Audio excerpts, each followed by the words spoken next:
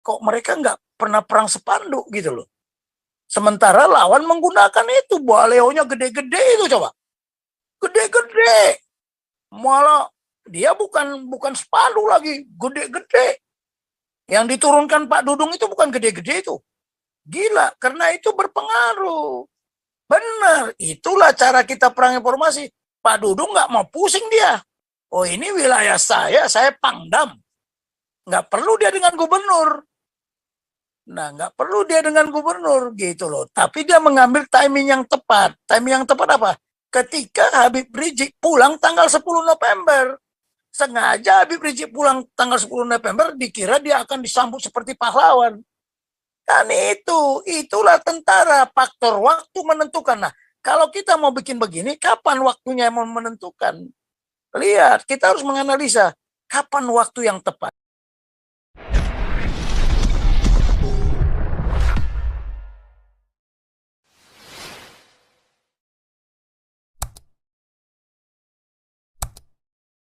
Uraiannya jelas gitu. Jadi Iya, penjelasan Pak Tobing, tak rasa kita punya project banner ini ditahan dulu, tapi yang bisa jalan sekarang ini saya bilang ini flyer Pak Tobing. Kita cetak flyer aja dulu, sebarin flyer di halte bus, di halte MRT, di gereja-gereja. Kalau banner, kalau menurut uraian Pak Tobing tadi agak complicated, jadi ditahan dulu deh kalau bisa. Tapi kalau kita spend 300.000 banner dipasang 2 hari hilang ya, it's not worth it. ya makanya kalau ada lambang Kodam Jaya, nggak akan mungkin mereka berani. Ya makanya kita itu kan Kodam Jaya ya. Kita mau bikin di Kodam Jaya. Kodam Jaya itu Komando Daerah Militer Jayakarta. Artinya apa? Area of responsibility itu mereka. Makanya saya bilang, marilah kita datang ke sana. Nggak apa-apa datang ke sana. Nah, jadi pertanyaannya itu kita bisa tembus nggak ke Kodam Jaya? Loh, saya ya komandan. Udah. Saya itu komandan Detasemen Rudal 003 Cikupa di bawah Kodam Jaya. Saya juga komandan resimen Arhanud 1 Kodam Jaya. 5 batalion artileri di bawah pembinaan saya. Ya, Yon 1 Kostrad. Loh, benar. Yon 6, Yon 10. Ya itu udah jawabannya, Lebak Madu. You know what to do. Nah, sekarang kita menghadap ke mereka. Bolehkah kita mohon izin? Tapi kita bekerja sama, jangan sendiri. Nah kan saya beritahu, semua itu kan saya bilang kemarin kan keputusan. Ya, kita mau bikin banner, mau bikin flyer, itu adalah pengambilan keputusan, leadership. Tapi leadership itu kan kita harus menginspirasi, memotivasi tentang misi. Karena misi ini adalah misi untuk apa? Untuk menerjemahkan apa yang di Undang-Undang Dasar 45 itu tertulis. Melindungi segenap bangsa, melindungi seluruh tumpah darah, memajukan satu lagi, mencerdaskan. Nah, kalimat mencerdaskan itu, loh, kan tentara itu sudah bersumpah setia kepada pemerintahan, setia kepada negara, bukan kepada pemerintah, kepada negara kesatuan Republik Indonesia yang berlandaskan Pancasila. Makanya bagaimana kita memberikan masukan? Kalau saya masuk Kodam Jaya, mah nggak, orang saya di situ ada foto saya di Asrendam Jaya. Semua adik-adik itu tahu kok. Tahu, semua tahu. Nah, sekarang bagaimana kita datang ke sana? Ya, kami punya ide seperti ini. Lah dulu pengalaman saya, kan kita ngomong. Jadi kalau Gararu aja Pak Santi Amer datang ke sana dengan jenggotnya itu ya nggak digubris. Saya ngomong kadang-kadang ini ada guro-guronya dikit ya, kalau sakit hati silakan aja.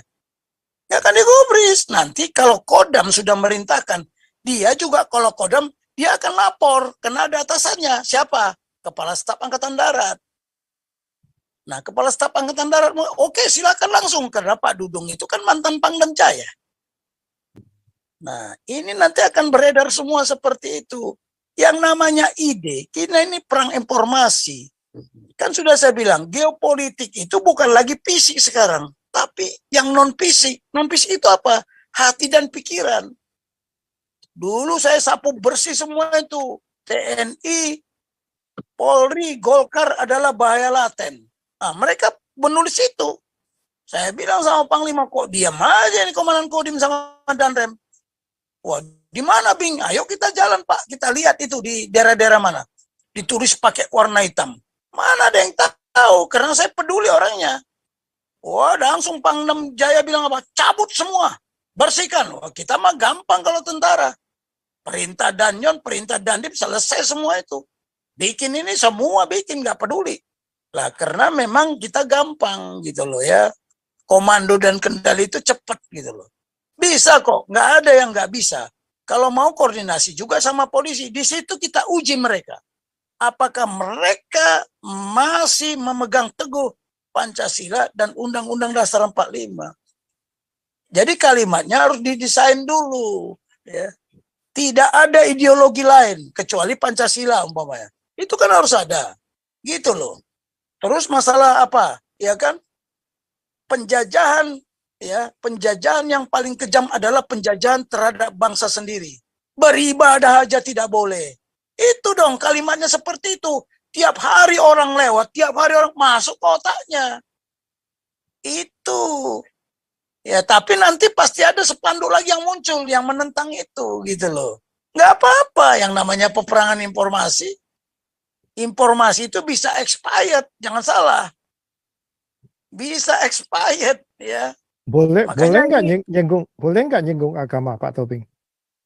Ya kan kalau beribadah ya kenapa nggak boleh?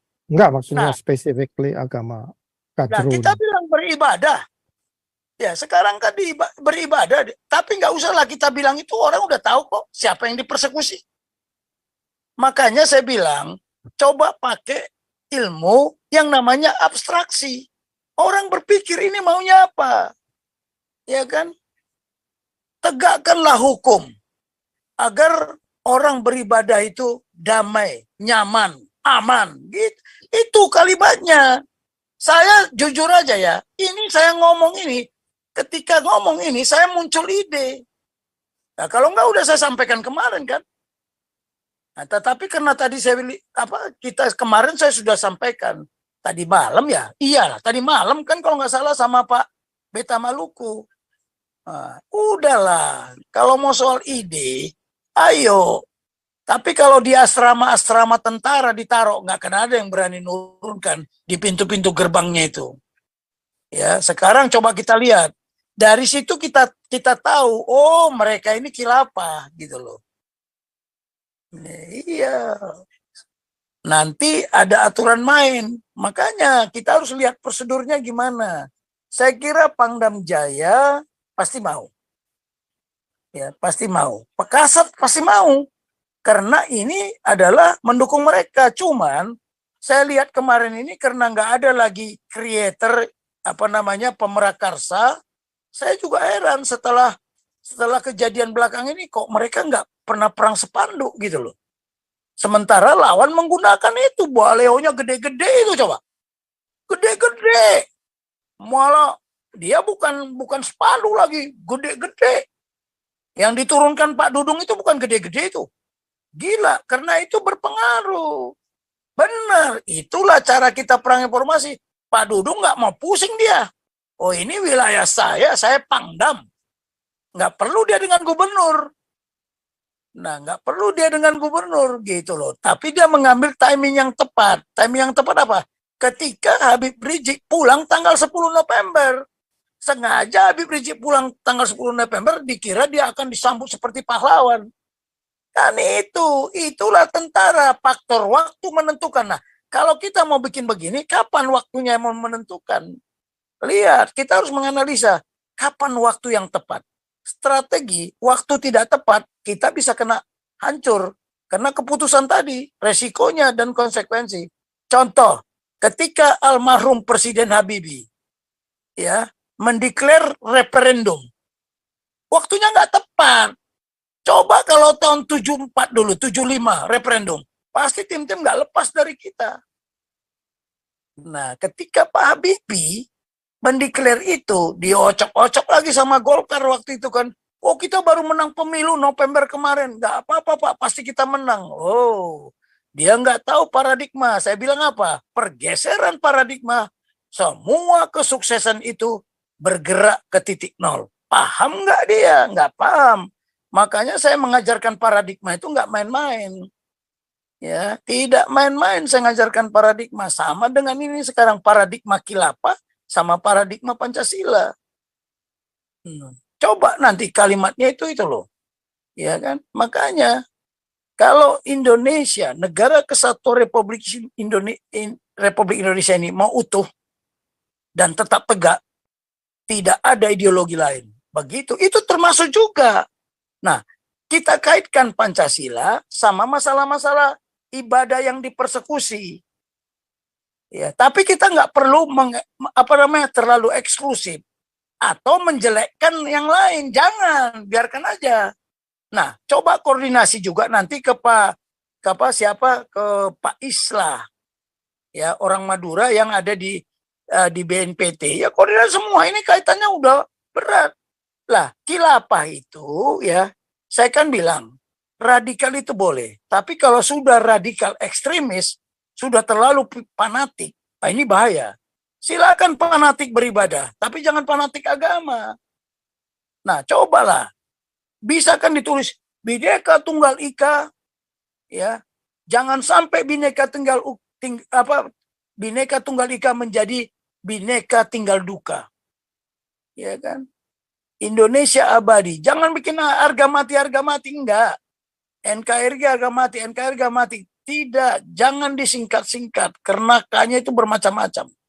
Bisa kapitalis, bisa komunis, bisa khilafah, bisa kafir, macam-macam bisa diterjemahkan orang. Saya ngajarkan di Sesko Angkatan, Sesko AL, Sesko AD, Sesko AU, sama Sesko TNI. Saya bilang, jangan disingkat. Tidak ada mati, abadi. Makanya lagu Indonesia Raya itu selalu saya nyanyikan 3 stansa. Indonesia bahagia, Indonesia abadi. Lah, Indonesia raya yang suci, tanah yang suci mulia. Lah itu. Makanya Pancasila itu sebenarnya ya, walaupun tidak kita sadar secara substansial, secara esensi itu ada di lagu Indonesia Raya, itu ideologi Pancasila. Jangan salah. Tapi kan saya belum sampai ke sana. Ini gara-gara saya ngajar di SMA Taruna kemarin, terpaksalah saya ulangi lagi dari awal. Seri pertama, seri kedua, seri ketiga, seri keempat. Ya kan Selasa depan kita udah masuk seri keempat. Yang ngikutin banyak. Ya, walaupun mereka tidak subscribe. Ya mana mungkin malam itu bisa sampai 2.000 orang yang ikut viewernya. Logika aja. Ya karena mereka saya kirimin semua. Tapi saya nggak bisa kirim bahan karena nggak tahu saya kok terlalu besar megabyte-nya. Lagi saya akalin gimana caranya. Karena ini harus sampai ke tangan mereka. Ya apalagi anak-anak SMA yang baru yang saya turut memberikan pencerahan kemarin. Waduh, mereka senang sekali itu. Senang sekali mereka. Nyanyi Indonesia Raya. Bayangin yang nyanyi Indonesia Raya kemarin yang saya tunjukkan itu nggak main-main itu. Kan yang berdiri depan itu saya. 2.000 orang. Saya suruh tangannya taruh di dada. Lihat nggak fotonya?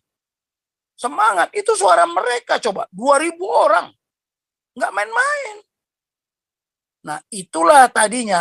Saya sekarang lagi kontak sama kepala SMA-nya. Kebetulan senior saya, kesayangan Prabowo juga itu, Pak Tono Suratman. Ini mau kita rancang bagaimana ormas-ormas ini masuk. Ya ormas-ormas yang tidak berbau khilafah lah. Ya kan? Nah saya kemarin tuh gagal kemana? Gagal ke Al Zaitun gitu loh. Nggak tahu kok Pak Panji nggak ada kontak lagi gitu loh. Ya sudahlah. Tadinya saya mau ke sana karena di sana itu ya kita sih bisa ya karena ada ada apartemen atau mes yang dibangun oleh Pak Agung Gumelar di Kuningan itu. Ya itu memang untuk para purnawirawan di sana. Tapi bisa lah kalau kita mau pinjam, kenapa enggak gitu. Karena kita bicara Pancasila kok. Lemana sekarang dapat penugasan. Saya menghadiri kemarin Munas IKAL, ya Rakernas IKAL. Jadi saya lihat gubernur ngomong ada tugas yang paling berat. Bagaimana Pancasila ini, sila-sila ini bisa diterima oleh anak-anak sekolah.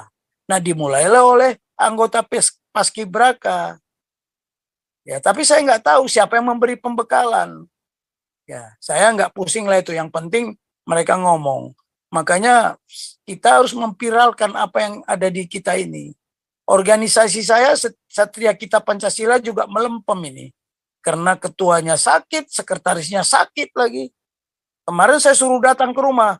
Apa program kalian? 2 minggu yang lalu. Apa program kalian untuk 1 Juni ini?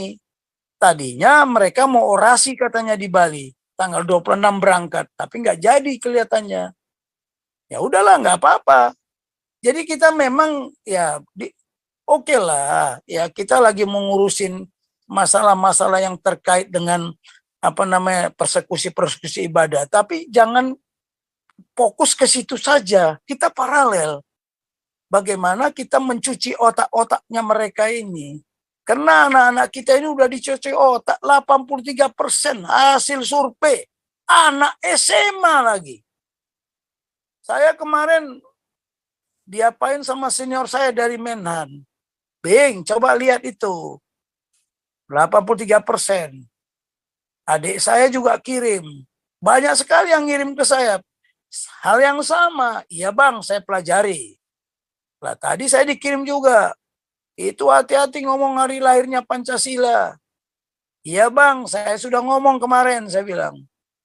Jadi bukan hari lahirnya Pancasila. Hari lahirnya usulan dasar negara. Hati-hati kita di framing sama yang enggak ini loh.